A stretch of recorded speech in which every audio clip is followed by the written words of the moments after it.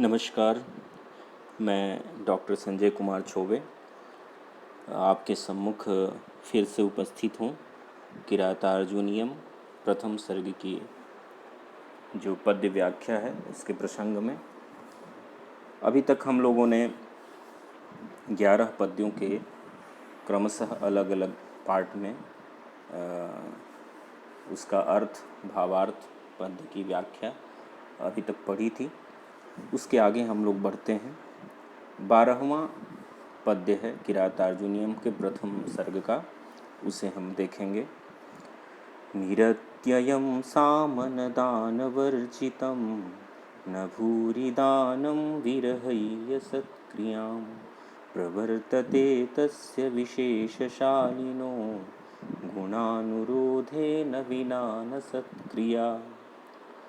इसके पहले हुआ था कि जो सुयोधन है वो अपनी जो गुण गरिमा है, कौशल है, उसको वह बढ़ा रहा है और अपने समय का बंटवारा करके और अच्छे कार्य कर रहा है, जिससे कि ऐसा लगता है कि उसकी जो शक्तियां हैं, अर्थ, धर्म, काम, त्रिगण, जिसके बारे में चर्चा हुई थी शुरू में, वो आपस में उत्तरोत्तर बढ़ रही हैं, परस्पर स्पर्धा कर रही हैं।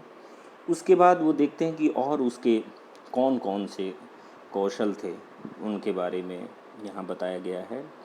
निरत्ययं सामनदान वर्जितं न भूरिदानं विरहय्य सत्क्रियां प्रवर्तते तस्य विशेषशालिनो गुणानुरोधे न विना न सत्क्रिया। देखेंगे अन्वय और उससे अर्थ की ओर बढ़ेंगे कि तस्य निरत्ययं साम दान वर्जितम न प्रवर्तते।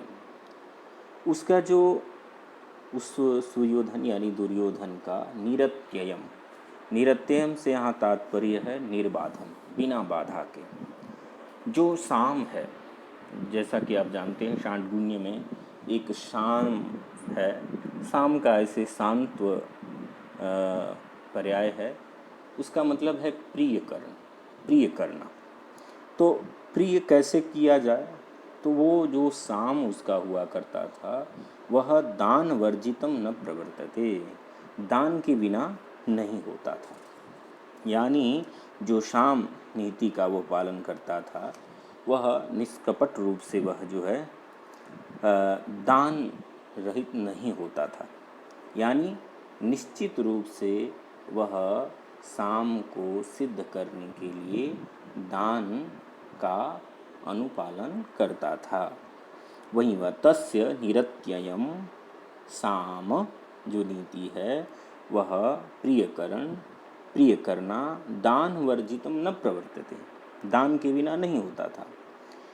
और भूरि दानम सत्क्रियाम विरहय्य न प्रवर्तते। और आगे देखते हैं कि भूरि, भूरि मतलब प्रचुर मात्रा में, बहुत ज़्यादा मात्रा में जो दान है वह सत्क्रियाम विरहय्य न प्रवर्तते। अब मान लीजिए किसी को दान देना है, तो दान देने के लिए उससे पहले ज़रूरी है कि उसकी सत्क्रिया किया जाए, यानी उसका सत्कार किया जाए। सत्कार के बिना जो महान दान है वह उसका नहीं हुआ करता था। यानी सत्क्रियाम, सत्कृति, सत्कार, वह जो है भूरि दानम बिना या बहुत प्रचुर दान के बिना नहीं होता था। यानी पहले सत्कार और उसमें प्रचुर मात्रा में दान करना, ठीक है। और उसके बाद में तीसरी जो बात कही वह ये कही कि तस्य विशेषशालिनी सत्क्रिया, सत्क्रिया का विशेषण है विशेषशालिनी, विशेष गौरव को प्राप्त होने वाली, विशेष रूप से जो शोभायमान है, सत्कृति, सत्कार यानी सत्क्रिया, वह क्या है, गुणानुरोधेन बिना न प्रवर्तते, गुणानुरोध के बिना नहीं प्रवर्तित होती थी। यानी पहले गुणों का अनुरोध, यानी गुणों का होना, गुणवान होना। जैसे कि कहा भी गया है कि योग्य जो होता है, जो पात्र व्यक्ति होता है, उसको दान दिया जाना चाहिए। तो यहाँ करें कि सत्क्रिया करेंगे, सत्कृति करेंगे, किसी का सत्कार किया जाएगा तो वह गुणानुरोध के बिना संभव नहीं है। तो कहने का तात्पर्य यह है, तीन बातें यहाँ क्रमशः कही गई और एक दूसरे के पूरक के रूप में यहाँ पर। एक की उसका जो साम विधान था, साम की जो नीति थी, वो दान के बिना आगे नहीं बढ़ती थी और प्रचुर मात्रा में दान के बिना सत्कार नहीं होता था, और जो सत्कार है वह गुणों के अनुरोध के बिना नहीं प्रवर्तित होता था। यानी निश्चित रूप से एक दूसरे के हेतु रूप में यहाँ पर जो पूर्व में चीज़ें कही गई हैं वह हुआ करती थी। तो हम उसे अर्थ के रूप में ऐसे देखेंगे कि उसका जो निर्बाध तरीके से जो साम था वह दान रहित नहीं होता था। यानी किसी को प्रसन्न करना हो तो उसमें दान की भी आवश्यकता है, ठीक है। महान दान जो है वह सत्कार के बिना नहीं होता था। और दूसरी बात, क्योंकि यहाँ एक और भी बात कही गई कि जो सत्कार रहित दान है वह अर्थी को प्रसन्न नहीं करता है, यहाँ अर्थ के रूप में आप यहाँ देख सकते हैं। और विशेष रूप से शोभायमान, जिसे विशेषशालिनी यहाँ कहा गया, वह विशेष रूप से शोभायमान जो सत्कार है वो गुणानुरोध के नहीं होता था। यानी गुणवान योग्य पात्र को ही सत्कार पुरस्कार दान देता है, ये इसका तात्पर्य हुआ, ठीक है। कि गुण हैं और कहा भी गया है कि पात्रता होनी चाहिए जिसे हम दान देते हैं। तो इस चीज़ का वह बहुत अच्छी तरह से पालन करता था। यहाँ पर एकावली नाम की जो उनका जो है अलंकार है। आगे चलेंगे, देखते हैं हम लोग 13वें पद्य को, उसमें क्या कहते हैं। वसूनि वाञ्छन्न वसीन मन्युना स्वधर्म इत्येव निवृत्तकारणः गुरूपदेष्टेन रिपौ सुतेऽपि वा निहन्ति दण्डेन सधर्म विप्लवम्। वसूनि वाञ्छन् न वसी न मन्युना स्वधर्म इत्येव निवृत्तकारणः गुरूपदिष्टेन रिपौ सुतेऽपि वा निहन्ति दण्डेन सधर्म विप्लवम्। यहाँ थोड़ा समझेंगे कि उसके जो विधान थे वह क्या करता था, धर्म का आचरण किस तरह से करता था, उसके बारे में आप देखिए कि वशी से यहाँ तात्पर्य है कि उसने अपनी इंद्रियों को नियंत्रण में कर लिया है। इस तरह का वह सुयोधन सह वह दुर्योधन। वसूनि वांछन न, वसु कहते हैं धन को, संपत्ति को, उसको चाहने के लिए नहीं। न मन्युना, मन्यु मतलब क्रोध, और क्रोध से भी नहीं। निवृत्त कारण, बिना किसी कारण के, किसी ऐसा नहीं कि उसके पीछे कोई बहुत बड़ा कारण है। स्वधर्म इत्येव, यह मेरा धर्म है, ऐसा मुझे करना चाहिए, इस तरह से मान करके गुरूपदिष्टेन, जो हमारे धर्म ग्रंथों ने, व्यवहार ग्रंथों ने जो बातें कही हैं उनके अनुसार रिपौ सुते अपि, अपने शत्रुओं में भी और सुते यानी पुत्र में भी, दोनों में दंडेन धर्म विप्लवम निहंति, क्या करता है वह, जो दंड का विधान है उस दंड के विधान से जो धर्म का विप्लव है, धर्म का विप्लव यानी धर्म की जो क्षति है, ठीक है, अधर्म है, उस अधर्म का वो जो है निवारण करता था। अधर्मम निहंति इति तात्पर्य, यहाँ पर ऐसा तात्पर्य होगा। कहने का यहाँ मतलब है कि वह किसी धन की इच्छा से या क्रोध के कारण वह ऐसा नहीं करता था कि वह अधर्म का निवारण करता हो, बल्कि स्वधर्म इत्येव, ये मेरा धर्म है, हमें क्या करना चाहिए, मेरा धर्म है कि यह शास्त्र का विधान कह रहा है। गुरुपदिष्ट यानी पहले के जो विद्वानों ने, शास्त्रज्ञों ने जो बातें कही हैं उनको आगे करके वह, ठीक है, निवृत्त कारण, बिना किसी कारण, ठीक है, इन सब चीज़ों के को छोड़ करके, और रिपो, चाहे वो शत्रु हो या सुतेपी, चाहे वो अपना पुत्र हो, दोनों के प्रति, दोनों में ही उसका यह भाव रहता था, क्यों न हो, उसमें वह जो है धर्म का शास्त्रोक्त दंड से, शास्त्र में जो विधान किया गया है, जो बताया गया है, उस दंड से जो है धर्म विप्लवम निहंती, जो अधर्म था, धर्म का विप्लव, ठीक है, अधर्म, उसका वह जो है निवारण करता था।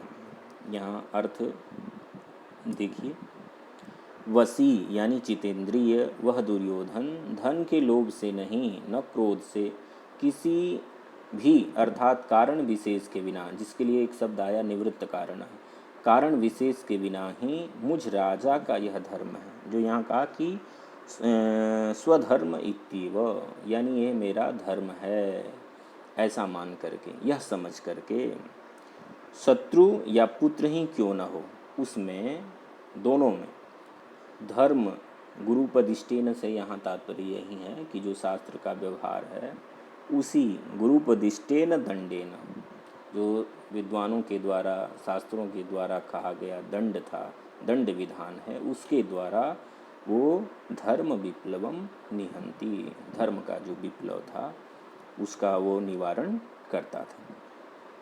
इसके बाद 14वें नंबर का पद्य देखिए कि वह क्या करता है और अपने लोगों के प्रति, और उसकी क्या स्थिति है, इसके बारे में यहाँ, विधाय रक्षान् परितः परेतरान् शंकिताकारमुपैति शंकितः क्रियापवर्गे स्वनुजीविषात् कृताः कृतज्ञतामस्य वदन्ति संपदः।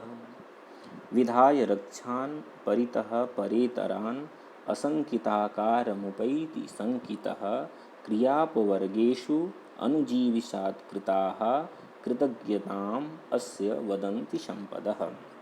देखिए यहाँ पर कि सब कुछ होने के बावजूद भी वह क्या, सुयोधन की अंदर शंका का भाव हमेशा रहता था, इसीलिए यहाँ आया शंकितः, वह शंकित रहने वाला दुर्योधन, परितः चारों तरफ जो है, परेतरान, ठीक है, जो आत्मीय लोग हैं, ठीक है, शत्रुओं से इतर यानी अपने लोग हैं, उनको रक्षान, रक्षान से यहाँ तात्पर्य रक्षकान, अपने रक्षकों को, जो आत्मीय रक्षक हैं, उन आत्मीय रक्षकों को विधाय रख करके असंकिताकारम उपैति, अपने को असंकित आकार का, यानी बिना शंका वाला अपने आप को प्रदर्शित करने के लिए एक विधान रचता था या रचता है, रच रहा है, ऐसा वह दूत बता रहा है युधिष्ठिर को कि वह संकित है,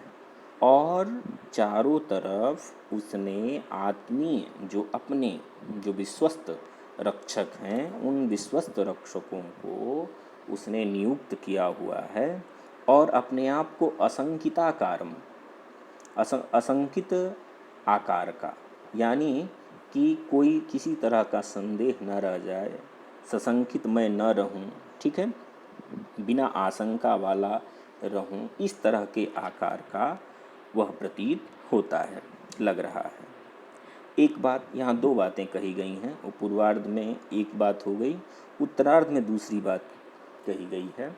वो उत्तरार्ध में यह कही गई कि क्रियोपवर्गेषु अनुजीविषात् कृताः कृतज्ञतामस्य वदन्ति संपतः, और दूसरी कि क्रियापवर्गेषु, ठीक है, यहाँ क्रियापवर्गेषु का तात्पर्य है कि किसी भी क्रिया के समाप्त होने पर, परिणति होने पर, अस्य संपदः, इसकी जो संपदाएं हैं, कैसी संपदाएं, अनुजीविषात् कृताः, अनुजीवियों के लिए, अनुजीवी यानी जो भृत्य हैं, उसके नौकर हैं, उनको अधीन की गई हैं। अनुजीविषात् कृताः का मतलब है भृत्याधीना कृताः, अनुचरों के अधीन की जाने वाली क्या, तो संपदः, संपत्तियाँ, वह कृतज्ञतां वदन्ति, उस दुर्योधन की कृतज्ञता का बखान करती हैं।